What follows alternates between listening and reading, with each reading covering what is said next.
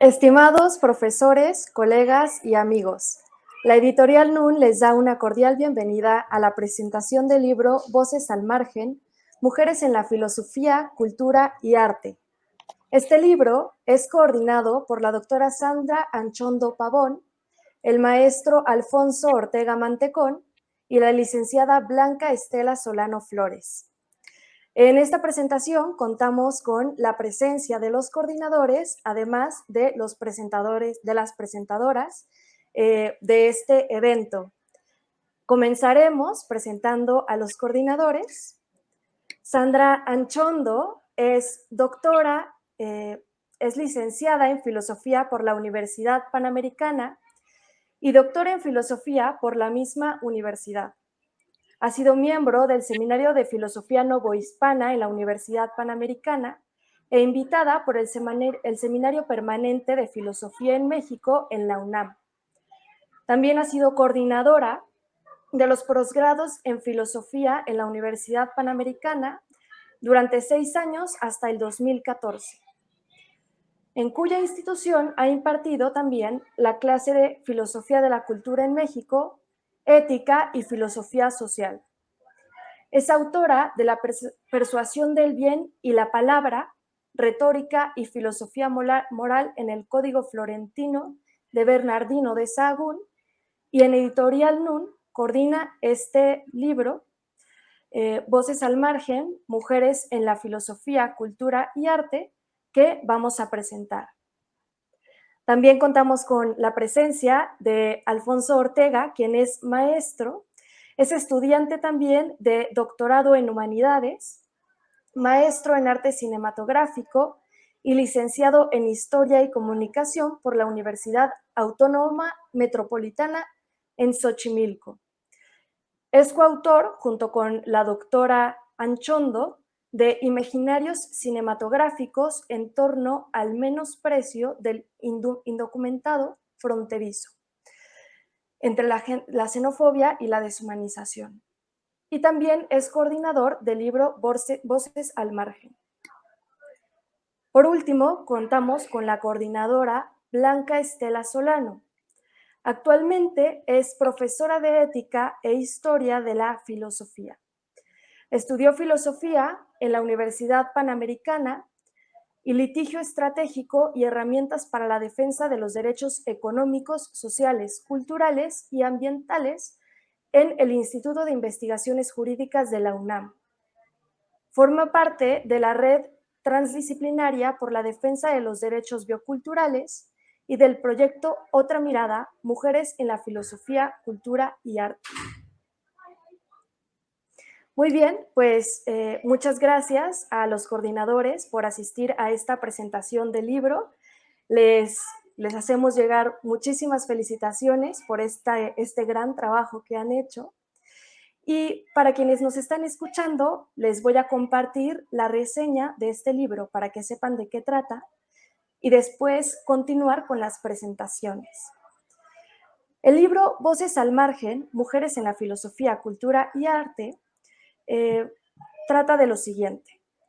En medio de este despertar intelectual volcado en la deconstrucción de los roles de género y estructuras violentas inconscientes, esta obra nos recuerda que todavía queda mucho trabajo por delante, pues aún no se logra frenar la inercia del pasado que sedimentó dichas formas de pensamiento evidentes en las estructuras de desigualdad que las mujeres enfrentan. Este libro pretende crear nuevos escenarios de escucha que expongan y fortalezcan la voz femenina, sus problemas, necesidades, exigencias, retos y contribuciones. Este libro fue publicado por la editorial NUN dentro del sello NUN. Este sello publica textos de diversas temáticas que ayudan a fomentar la cultura humanista. Ahora vamos a presentar a nuestras presentadoras, la doctora Regina Luébano Cayón y la maestra Ana Isabel García Gómez. También contaremos con la presencia de la doctora Fabiola Saúl Gavito. Iniciamos esta presentación cediendo la palabra a la doctora Regina Luevan. Ella es doctora en Gobierno y Administración Pública por la Universidad Complutense de Madrid, es maestra en Filosofía por la UNAM y licenciada en Filosofía por la Universidad Panamericana. Actualmente es profesora de asignatura del Departamento de Humanidades de la Universidad Panamericana y del Departamento de Estudios Generales del ITAM. En los últimos años ha centrado su investigación en temas relacionados con la justicia distributiva. Adelante, doctora Luévano, le cedemos la palabra. Muchas gracias, Majo. Bueno, antes que nada quisiera agradecer a Sandra la invitación que me hizo a participar en este proyecto, escribiendo uno de los artículos que integran este increíble libro que estamos presentando. Debo confesar que una de las cosas que más me entusiasmó de participar en este proyecto fue su enfoque plural, interdisciplinario e inclusivo. Desde el título, Voces al margen, este libro nos invita a prestar una atención especial en la escucha de las mujeres y varones que desde los discursos filosóficos, culturales y artísticos buscan la construcción de una sociedad más justa, tanto para las mujeres como para los varones, niñas y niños de diferentes naciones, corporalidades, fenotipos y clases sociales que padecen algún tipo de discriminación. Desde la perspectiva filosófica, que es el apartado que me corresponde presentar, podemos decir que el acto de la escucha tiene una función primordial para denunciar algunas de las problemáticas y tipos de violencia que sufren las mujeres, así como para revisar también algunos de los tópicos necesarios para la reflexión de lo que implica ser mujer hoy en día. Dentro de este apartado se incluyen las voces plurales de mujeres y varones que exponen una serie de propuestas que intentan cubrir las ausencias y el silencio de aquellos que aún permanecen excluidos de algunas de las esferas de la sociedad. A continuación, intentaré hacer un breve resumen de cada uno de los artículos que aparecen en esta sección para tener más o menos una idea, ¿no?, de estos enfoques interdisciplinarios, ¿no?, que presenta el libro. Una de estas voces corresponde a la del doctor Roberto Rivadeneira, quien desde la filosofía antigua y tomando como punto de referencia la concepción platónica de la justicia, intenta responder por qué Platón pudo conceder la igualdad entre mujeres y varones, en una época que contradecía teórica y fácticamente una propuesta de este tipo. El minucioso análisis antropológico que nos ofrece el doctor Rivadeneira en su artículo nos permite establecer un vínculo directo con la justicia. Ante la pregunta ¿qué es el hombre?, Platón responde: el hombre es su alma, pero el alma no es masculina ni femenina, no es alta ni chaparra, blanca o negra, asiática o europea. El alma es lo que nos permite, en primer lugar, estar vivos. Y el alma puede tomar como vehículo un cuerpo femenino o masculino sin que esto implique una diferencia esencial. Por ello, lo radical en la definición de justicia propuesta por Platón en la República es que cada quien o cada cual haga lo que le corresponde. La justicia, entendida como especialización, parte de una concepción metafísica de la persona. De ahí que la República de Platón, concluye el doctor Rivadeneira, permite tener un rey o una reina filósofa. Otra de estas voces corresponde a la de la doctora Diana Ibarra. En este artículo, la doctora Ibarra hace una reflexión sobre las estructuras de dominación en el amor romántico. Desde el inicio, nos invita a cuestionarnos si realmente estamos conscientes de las dinámicas que encierran las relaciones amorosas y lo que implica.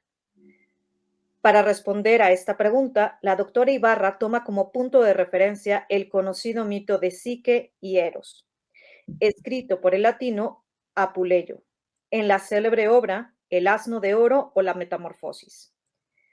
A lo largo del artículo aparecen una serie de tópicos tales como la belleza como objeto de envidia o bienaventuranza, el matrimonio como propósito de vida de las mujeres y los prejuicios que hay en torno a la soltería, entre otros temas más que se incluyen. Cada uno de estos apartados nos invita a reflexionar en la concepción idílica que desde hace miles de años tenemos del amor romántico y las relaciones de pareja, y a partir de la cual se han construido una serie de prejuicios que determinan muchas de las dinámicas sociales contemporáneas. Dentro de las conclusiones del artículo de la doctora Ibarra, nos invita a preguntarnos sobre los diferentes tipos de amor que hay en la vida de una persona. Si bien el amor romántico es un sentimiento sublime, no podemos centrarnos únicamente en él y no considerar también el amor de filía, que es entre hermanos, el amor como virtud, entendido también como un ágape, o el amor de la familia.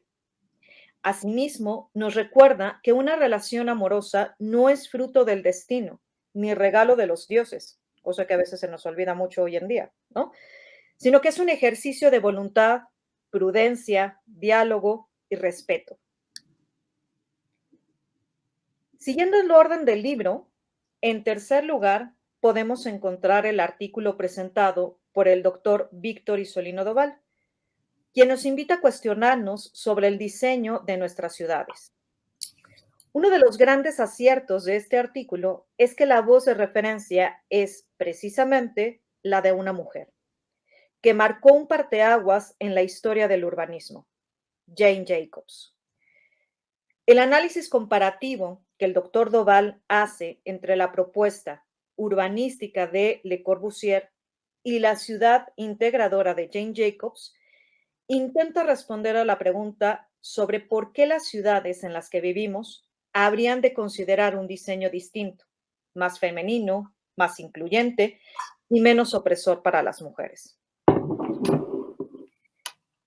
En cuarto lugar, podemos leer el sorprendente artículo de Darío Camacho Leal y Rogelio Laguna. Si bien este artículo no es propiamente una reflexión sobre lo femenino, perdón,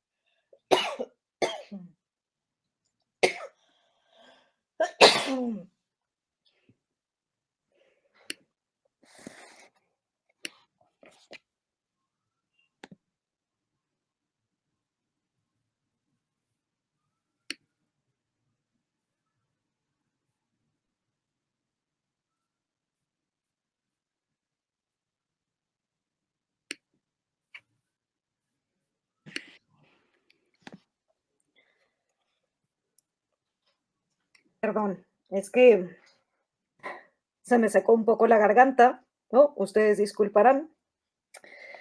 Después de dar varias horas de clase al día y luego una presentación, la garganta falla.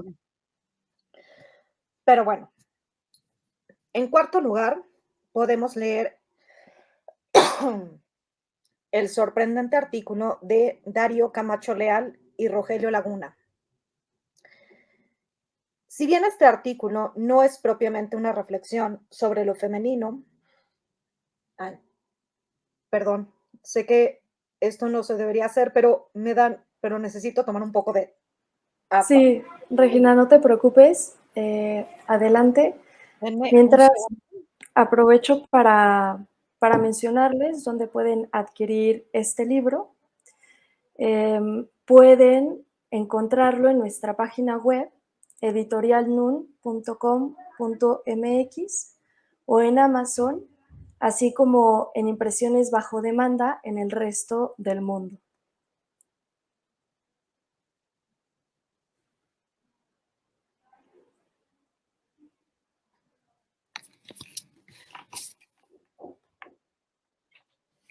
En un momento regresaremos a la transmisión.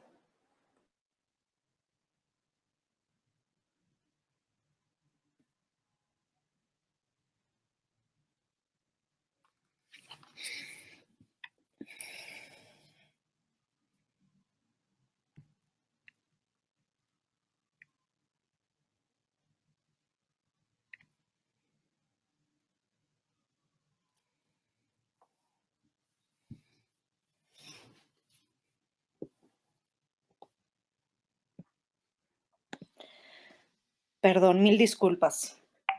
No, adelante, Regina, qué gusto que ya estás hidratada, ya todo bien. Ya. Aquí es cuando uno extraña el que te pongan una botellita de agua y valora ese cuidado, ¿no? Y Exacto. las presentaciones. Entonces, en cuarto lugar, podemos leer el sorprendente artículo de Darío Camacho Leal y Rogelio Laguna. Si bien este artículo no es propiamente una reflexión sobre lo femenino o lo que implica ser mujer, trae a la luz el pensamiento de una de las filósofas españolas más destacadas del siglo XX, María Zambrano. En este trabajo, los autores abordan la relación entre la educación y la piedad. Considerando la situación extraordinaria y de emergencia que vivimos hoy en día por la pandemia del SARS-CoV-2 en el ámbito educativo, me parece que el pensamiento de Zambrano cobra mayor importancia. Según los autores, la educación para Zambrano, vinculada a la piedad, aparece como una preparación para la vida. Este saber trata con lo otro, comporta un saber ético que pone el foco en un aprendizaje sobre cómo conducirnos en la vida y cómo vincularnos con lo que nos rodea y con quienes convivimos. En este sentido, Zambrano afirma que hay algo que va más allá de lo que se aprende materialmente en las aulas, cosa que hoy en día pues, se nos ha olvidado, ¿no? Cuando nos han sacado justamente de las aulas, estas palabras de María Zambrano cobran una mayor importancia. Lo relevante, dice entonces, es lo que sucede en la frecuentación de las aulas. Algo esencial para ser hombre se les enseñó en ellas, a escuchar, a poner atención, a dejar que el tiempo pase sin darse cuenta, queriendo entender algo, a abrirse al pensamiento que busca la verdad. Con esto, estos autores intentan justamente dar esta dimensión y explicar el sentido de piedad que tiene para María Zambrano en la búsqueda de lo otro y cómo se vincula justamente con la educación misma.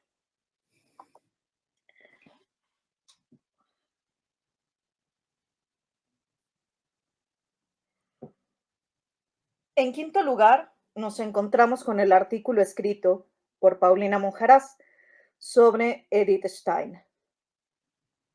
Lo que más llama la atención de este artículo es la manera en la que está escrito, ya que en un principio se presenta un análisis biográfico, el cual sirve también para entender el pensamiento y la dimensión fenomenológica de la obra de Edith Stein.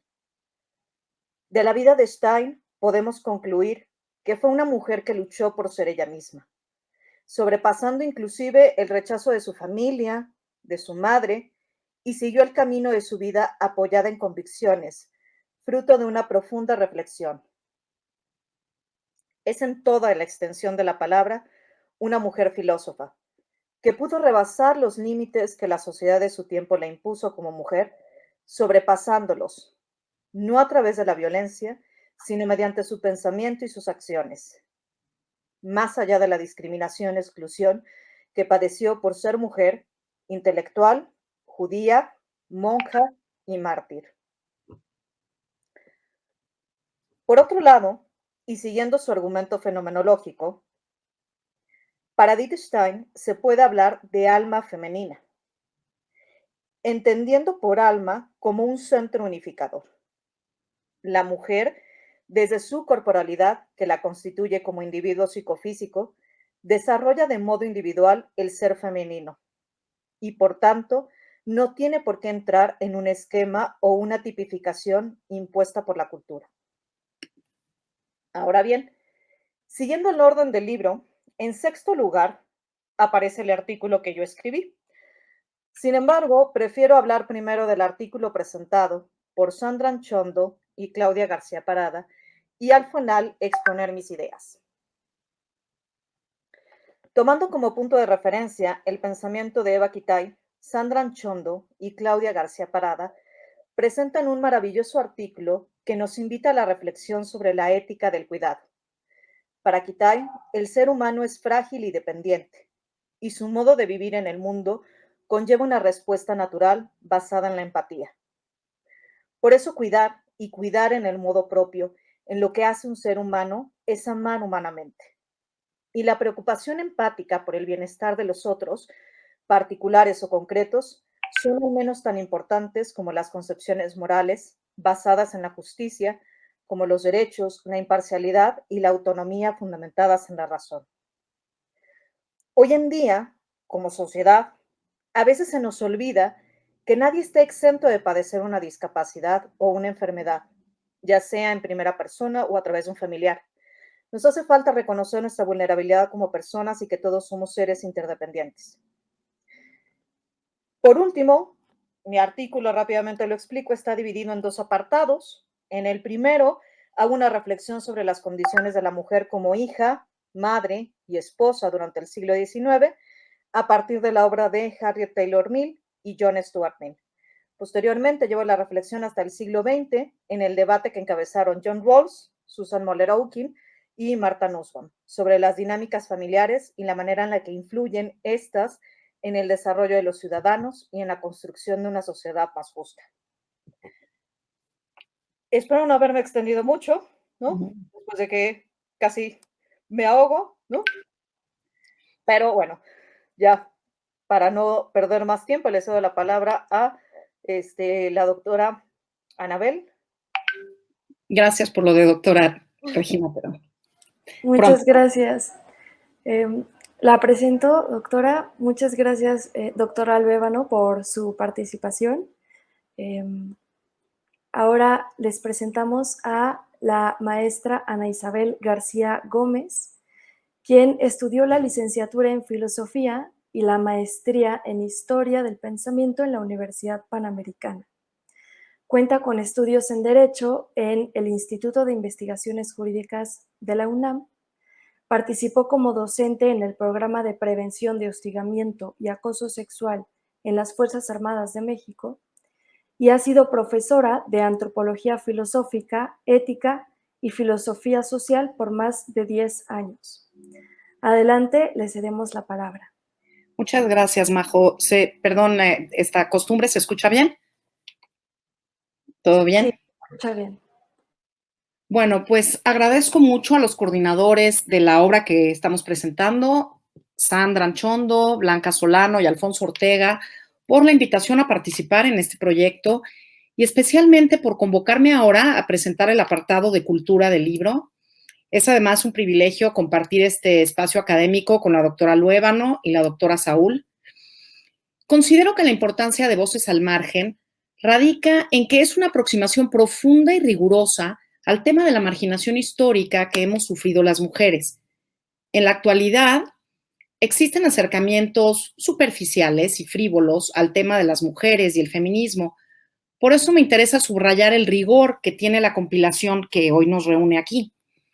Voy a concentrarme ahora en la parte que enfoca tanto la participación de las mujeres en su contexto cultural como los problemas culturales que las mujeres, como los problemas culturales que enfrentamos.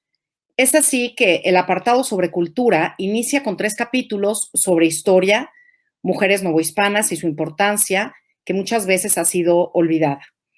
En el quehacer de las virreinas, la doctora Daniela Pastor Telles nos invita a repensar el papel de las mujeres en el antiguo régimen.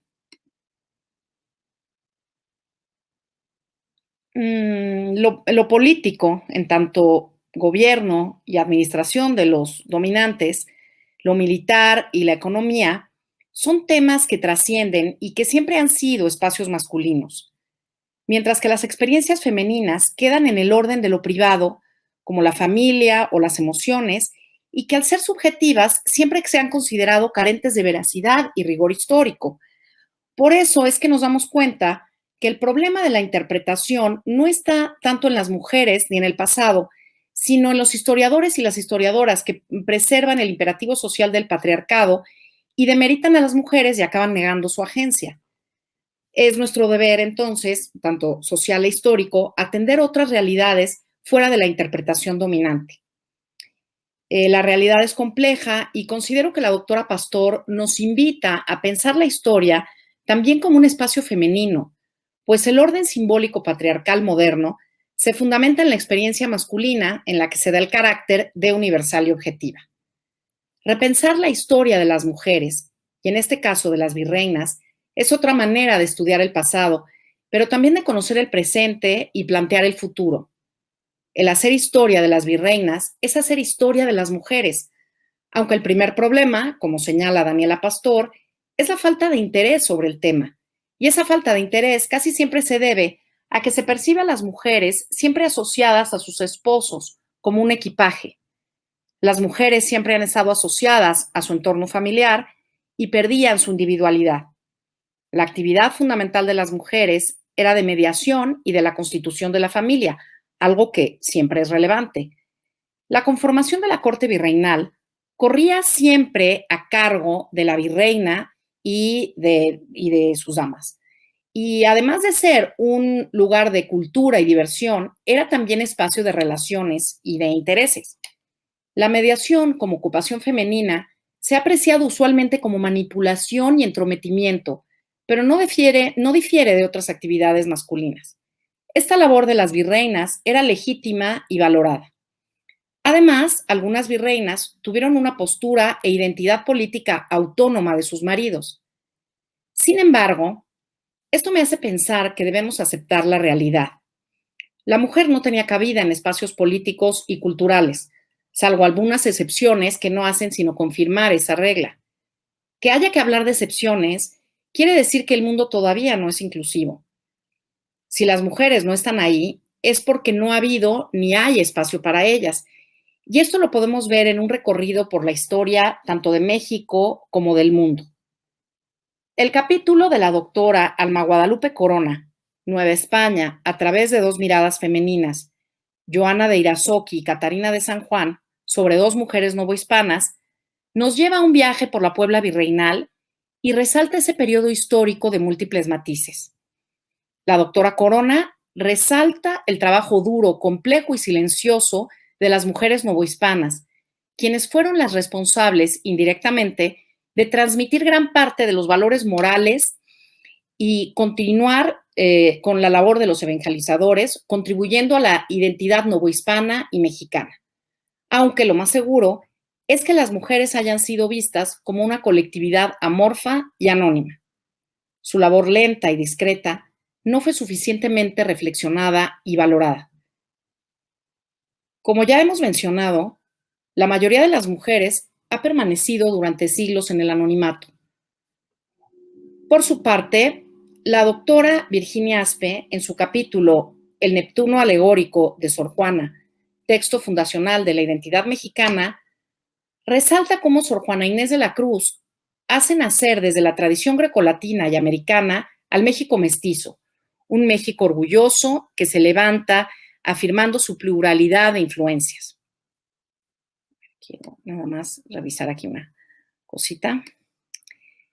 Bien, pasando a problemas de las mujeres contemporáneas, María Teresa Nicolás, en Rachel Zane, una mentora de ficción, la utilización de series de televisión para la formación de universitarios, aborda la problemática a la que se enfrentan las universitarias de semestres avanzados para conciliar estudio, trabajo y familia. Pero también enfrentan el problema de ser valoradas y consideradas capaces igual que sus compañeros varones, pues hay prácticas culturales que limitan sus oportunidades. Por eso es necesario plantearse el apoyo que requieren las universitarias basándose en una sensibilidad interpersonal, nos dice la autora. Perdón. Desafortunadamente, parte de la cultura sobre las mujeres se vaya vinculada a la violencia. En este sentido, Voces al Margen presenta también un enfoque crítico contra ese tipo de violencia cultural en dos capítulos. En Mujer Objeto en el espacio público, pornografía, cosificación y violencia, el magnífico capítulo a cargo de Emilio Maus, expone claramente cómo la violencia contra las mujeres, desde el acoso hasta el feminicidio, pasando por la violación y la explotación sexual, han aumentado en cifras, notoriedad y crueldad. La sexualización y cosificación de las personas, en especial de las mujeres, es utilizada como medio publicitario.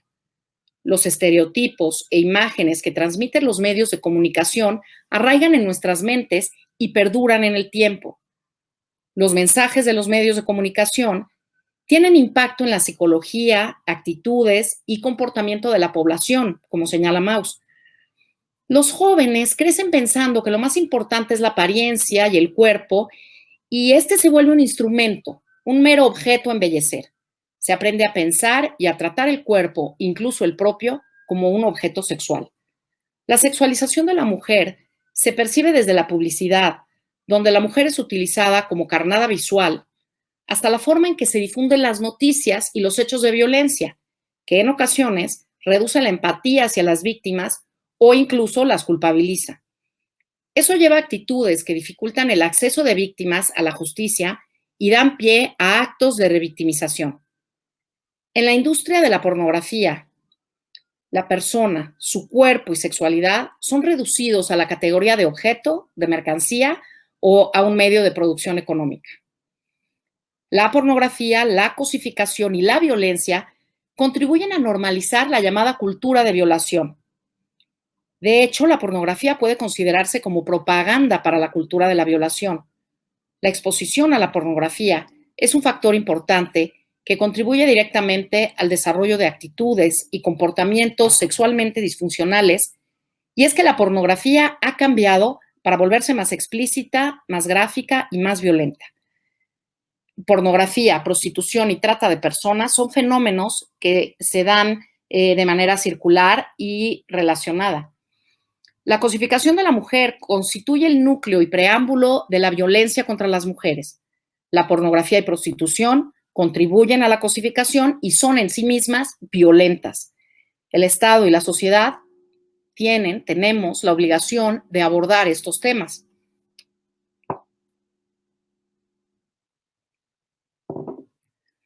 El segundo capítulo, que aborda otro tipo de violencia cultural profundamente enraizada en nuestras sociedades, estuvo a cargo de mi autoría.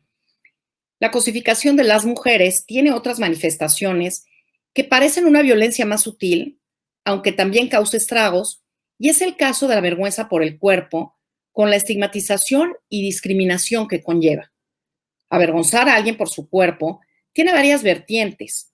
Una de ellas es la de la gordofobia, de la que me ocupo en el capítulo sobre cuerpos equivocados, algunas precisiones sobre el estigma y la discriminación. Se le suele dar una carga ética a la persona que tiene más peso del considerado normal en la sociedad, considerándola perezosa y de voluntad débil. La gordofobia es una forma de injusticia no solo aceptada, sino justificada socialmente. Pienso que el tema de despreciar el cuerpo e interpretarlo como un enemigo a vencer procede de la vieja pugna entre cuerpo y alma fomentada por el dualismo. Este tema es de especial relevancia en las mujeres y creo que es otra forma de asimilar la violencia en carne propia. La vergüenza por el cuerpo es una herramienta de opresión con muchos matices. La gordofobia es impulsada e internalizada en los seres humanos, especialmente en mujeres. El uso de la estigmatización daña la identidad de las personas y contribuye a discriminarlas. La vergüenza del cuerpo en las mujeres no es un fenómeno nuevo. El cuerpo de la mujer fue parte de las batallas culturales al interpretar la gordura como un cuerpo degenerativo o un cuerpo caído. Esta escisión en la constitución de la persona lleva a despreciar el cuerpo y a buscar dominarlo como a un enemigo, con lo que la mujer pierde agencia, pues se dedica más a controlar y luchar por un cuerpo perfecto que a desarrollar sus capacidades como persona y a su desenvolvimiento dentro del panorama cultural. Sin duda, el dualismo puede llevar también a la cosificación de las personas y de la mujer, que, como mencionaba Emilio Mauss, es el camino de otras muchas formas de violencia sexual. Pero volviendo al tema de la gordofobia, pues la discriminación y el estigma son, sin duda, otro modo de violencia. Perdón. Como dice la socióloga Silvia Federici, la historia del cuerpo es la historia del ser humano. En lugar de verlo como un depósito de enfermedades, fuente de epidemias y un cuerpo sin razón, deberíamos empezar con la reapropiación de nuestro cuerpo, la revaloración y redescubrimiento de su capacidad de resistencia, así como la expansión y celebración de sus poderes. Creo que es importante enfatizar que la vergüenza por el cuerpo es un resquicio más de la cultura patriarcal que estamos intentando superar.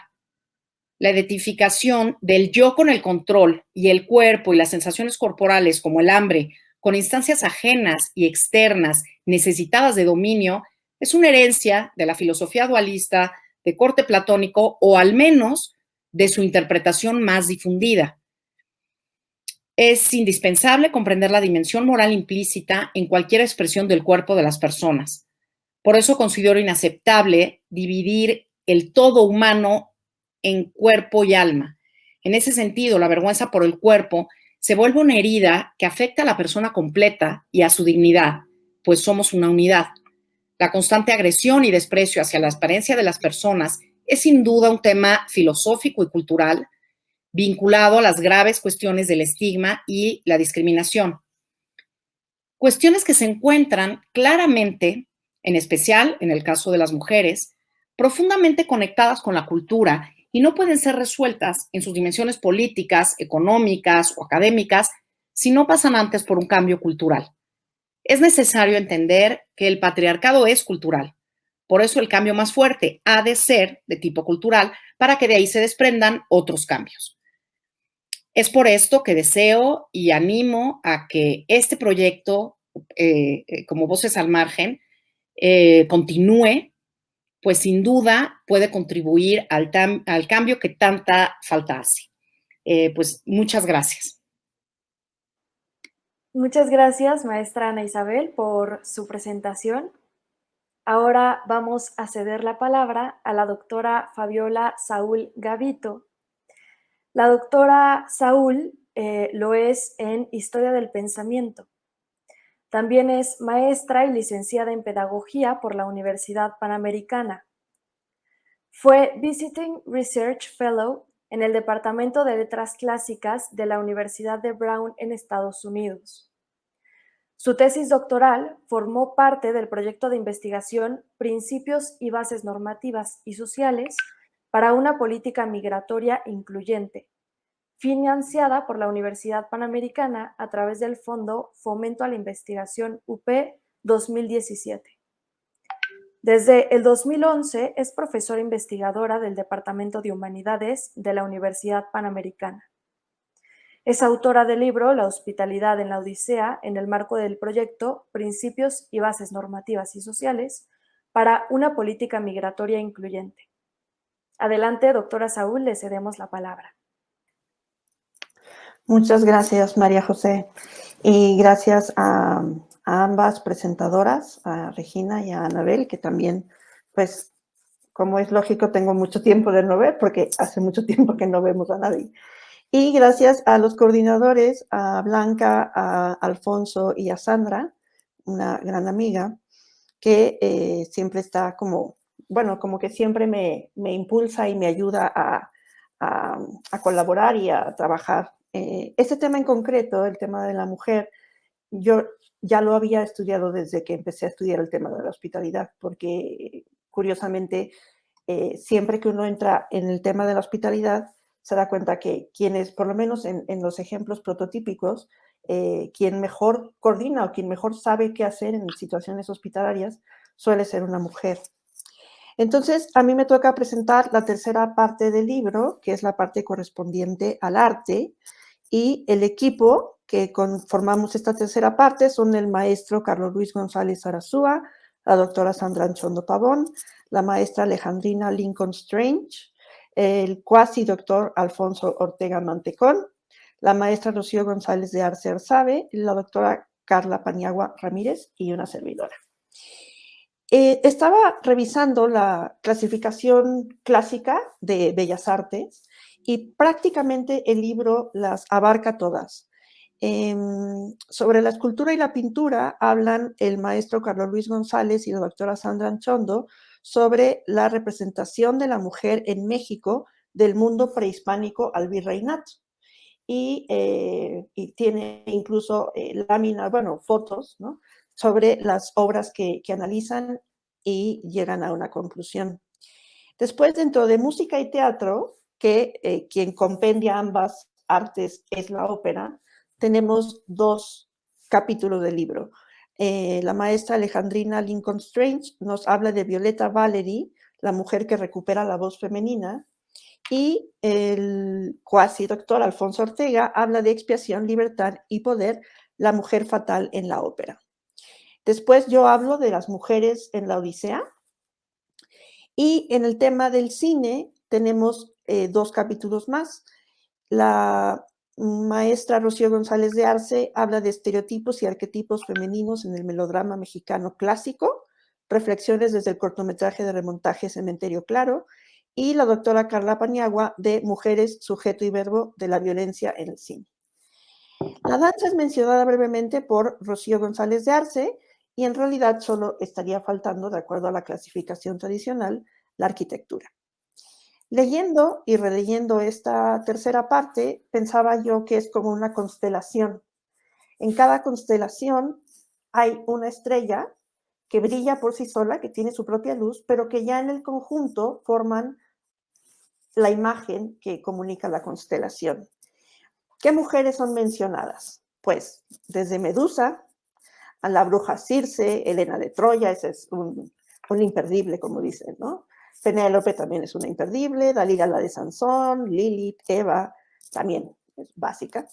Violeta Valery, la chingara Carmen de Bizet, de la ópera de Bizet, Anna Nicole, la Playmate, famosa, que falleció tan joven, la Virgen María, evidentemente.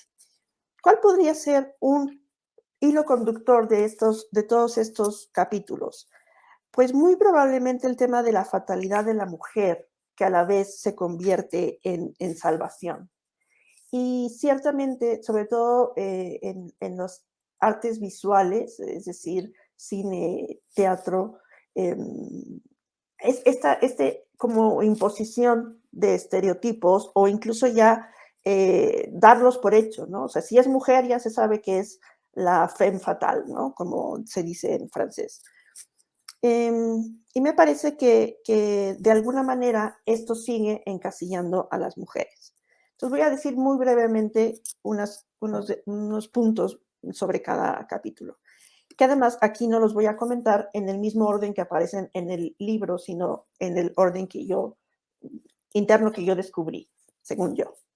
Entonces, Alfonso Ortega, hablando del estudio que hace de expiación, libertad y poder, la mujer fatal en la ópera, justamente estudia esta figura de la femme fatale en 8 óperas, 5 del siglo XIX, 2 del siglo XX y 1 del siglo XXI. Y lo que él encuentra es que se habla siempre de esta mujer fatal que tiene que expiar sus pecados, tiene que lucha por ser libre, ser dueña de sus actos, reta al patriarcado y también por medio de la seducción adquiere cierto poder.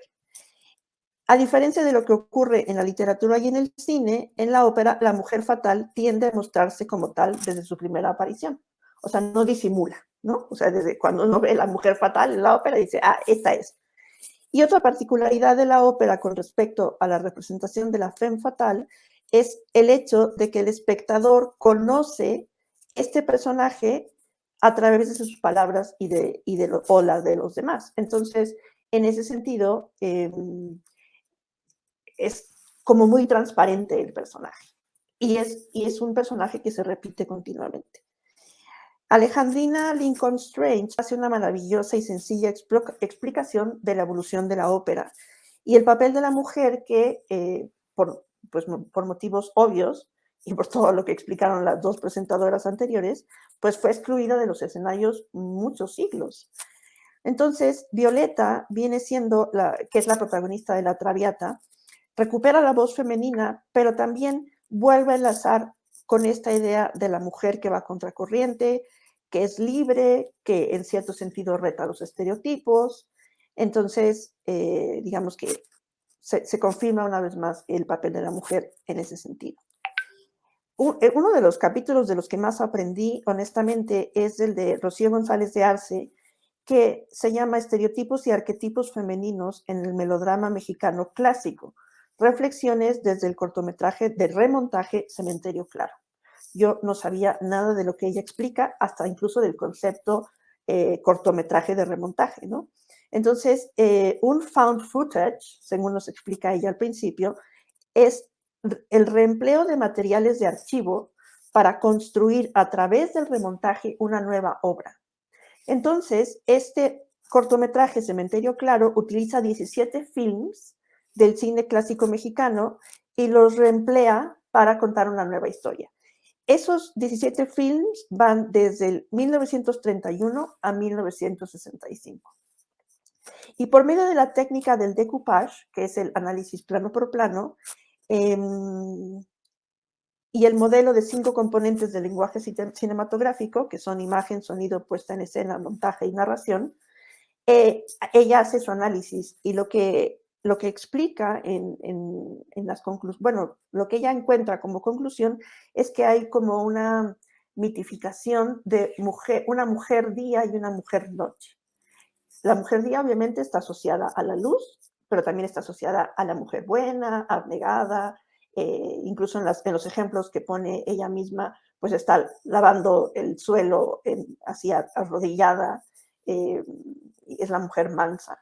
Y la mujer noche, pues obviamente se identifica con tomas más oscuras, más vinculadas al azul, a la palabra noche, y sería estas mujeres justamente la femme fatal y estas mujeres que también les podríamos llamar come hombres. Entonces, dice muy, muy interesante que en el cine mexicano clásico la mirada de la cámara es masculina, pues los encuadres, los movimientos de cámara y la composición contribuyen a convertir a la mujer y su cuerpo en el objeto de deseo erótico masculino. Y yo no pude evitar recordar que yo también soy fan, pero a otro nivel, ¿no? Mucho más amateur del cine y de un cine a lo mejor un poco más comercial, pero es muy llamativo que si los Óscares empezaron a repartirse en 1928-29, el primer Óscar lo ganó Catherine Bigelow en 2009, en la 81ª entrega. Y apenas este año es el segundo Óscar que una mujer gana por dirigir una película. Perdón, me faltó decir la categoría, por dirigir, ¿no? Entonces, grandes directoras ha habido siempre. Han tenido que desde roturar el camino para que las dejen dirigir, pero ni siquiera había sido posible que ganaran un premio. Y después, Carla Paniagua Ramírez analiza 8 películas en su capítulo llamado Mujeres, sujeto y verbo de la violencia en el cine. Entonces, escoge 8 películas de distinta trama, año y país y se enfoca sobre todo en la violencia no esperada. Cuando uno va a ver una película de guerra o una película, como que uno ya sabe cuando viene la escena, ¿no? La escena violenta, pero ella se enfocó en escenas que uno no espera. Y yo identifiqué 2 resultados especialmente sugestivos. Por un lado, tanto los hombres como las mujeres son sujeto y objeto de violencia, pero los varones la ejercen más, tanto con congéneres como con mujeres. Por otro lado, los sujetos que ejercen la violencia no necesariamente actúan a título personal. Esto me parece muy interesante. A veces representan poderes fácticos, a veces son sociedades secretas, a veces es crimen organizado. Entonces, podríamos decir que la mujer recibe doble dosis de violencia o desde 2 fuentes. Puede ser solamente el sujeto individual, el varón, o puede ser todo un grupo que está detrás. Y dice que aunque los hombres que ejercen y son blanco de la violencia son diversos, las mujeres que son víctimas siempre tienen el mismo patrón. Son blancas, delgadas, jóvenes y físicamente atractivas. Eso también es muy impresionante. Y dice que la violencia forma parte del complejo espectro de comportamientos humanos y entender sus representaciones es una manera de ejercer el oficio antropológico. Yo recuerdo cuando teníamos los seminarios, ella nos presentó algunas fotos de estas películas y nos contó brevemente la trama, y hay cosas que a mí todavía no se me pueden olvidar, ¿no? Son cosas muy, muy, muy drásticas. Después, Sandra Anchondo y Carlos Luis González analizan varias representaciones como de pequeñas esculturas, como de cuadros, tanto del mundo prehispánico como del virreinato. En el mundo prehispánico, la mujer principalmente representa la fertilidad, el recato, la docilidad, la elegancia. Obviamente ahí están comprendidas las diosas.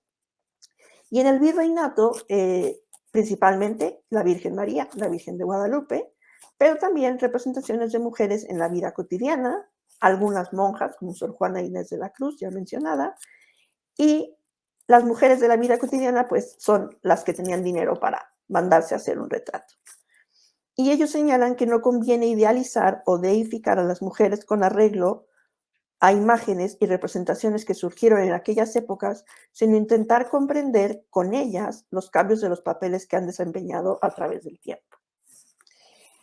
Por último, yo tomo solamente los personajes femeninos de la Odisea de Homero, pero curiosamente lo que se me ocurrió fue ordenarlos no en el sentido ni en el cronológico ni en el narrativo, sino en el sentido de las menos hospitalarias a las más hospitalarias. De hecho, como lo opuesto de la hospitalidad es la hostilidad, pues empiezo por las sirenas hostiles, ¿no? Que querían que los hombres se quedaran con ellos, Circe, que quería ser su esposo a Ulises, después Melanto, una de las siervas malignas, Calipso es la que quería hacerse su esposo, Circe es la que los convierte en cerdos a los compañeros de Odiseo.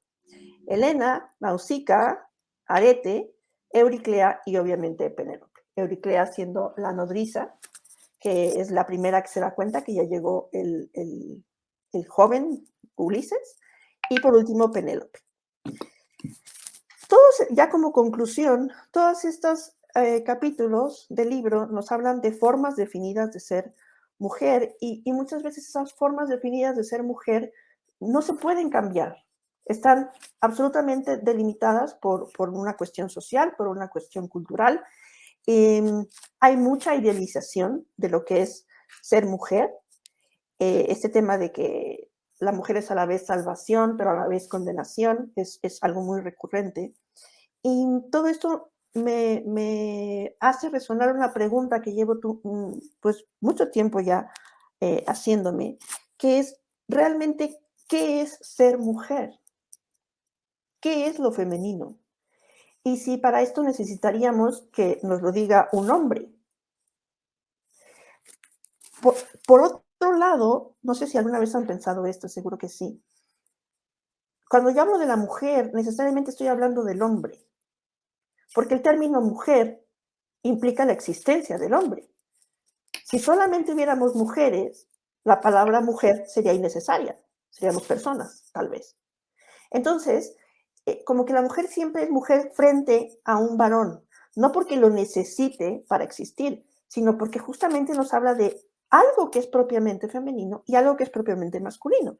Desgraciadamente, los constructos sociales siempre, bueno, por lo que hemos visto en el libro, acaban imponiendo a la mujer una forma de ser de la que en muchos casos no puede salir o le toma mucho tiempo salir. Pero es interesante porque no todo puede ser construcción social. Eso es imposible.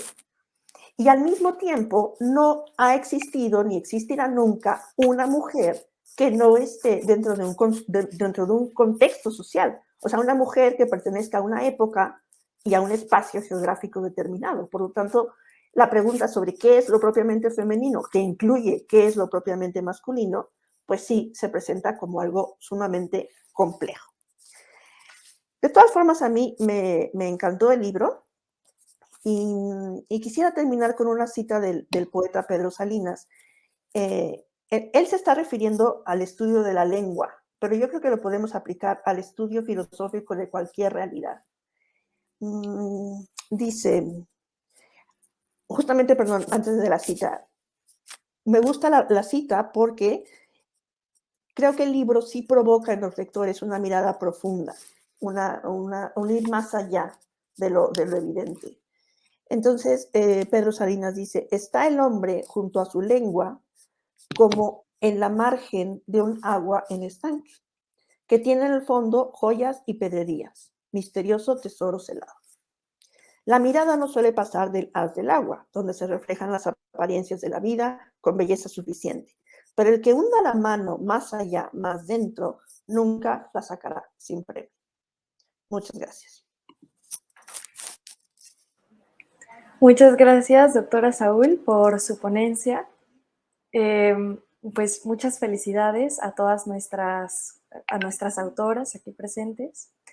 Agradecemos mucho la presentación de la doctora Regina Luébano, de la maestra Ana Isabel García y de la doctora Fabiola Saúl por sus intervenciones. Y también agradecemos y felicitamos a los coordinadores del libro que nos acompañan aquí, a la doctora Sandra Anchondo, al maestro Alfonso Ortega Mantecón y a la licenciada Blanca Estela. Muchas gracias y felicidades.